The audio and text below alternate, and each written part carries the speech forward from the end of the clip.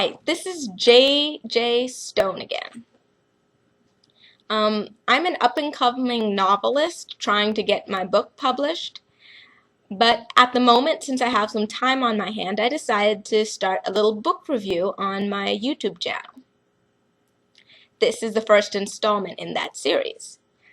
The book I'm doing today will be Define Normal by Julianne Peters. I chose this book specifically because it can be used for 9th grade, 10th grade, and 11th grade. This is high school that I'm talking about, not college. And even in high school, 11th grade might be pushing it. The book itself is a very good novel by Julianne Peters. It's very good if you're on a tight schedule. The book is fairly short. You could probably get it done in about a day and a half, but the plot line is pretty complex. You see, we have two protagonists. One's name is Antonia and one's name is Jazz. Both of these protagonists have parental issues. One is somewhat more serious than the other. Antonia starts off the book as being peer counselor to Jazz. I should mention now that Antonia is a preppy young girl. She's very straightforward. She gets all her work done. She does things the right way. And Jazz is the exact opposite. So that is a very repetitive thing throughout the story. We see a lot of clashing. We see a lot of them arguing about how to do things and how life should be. But throughout the course of the story, they find themselves becoming closer. And for a while, they even become sisters, you would say. Jazz takes Antonia and her family into her home, and they live together.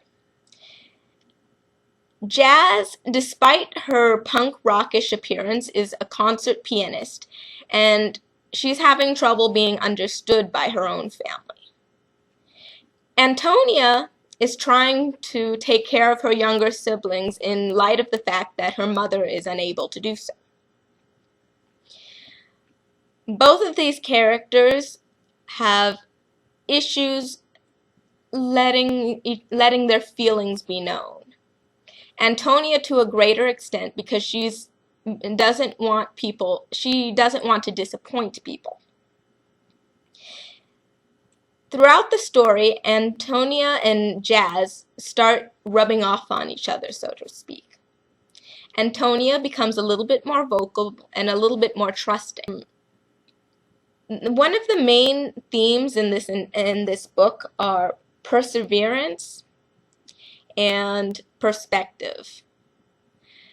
What you see is not always what you get, and that's a big theme because we see it in Jazz's family. We see her as the punk rocker who in fact is really very kind and very good-hearted, and we see it in Antonia who is very quiet, but at the same time she's very smart and she's open to helping other people, but she has a lot of problems that you wouldn't expect just by talking to her.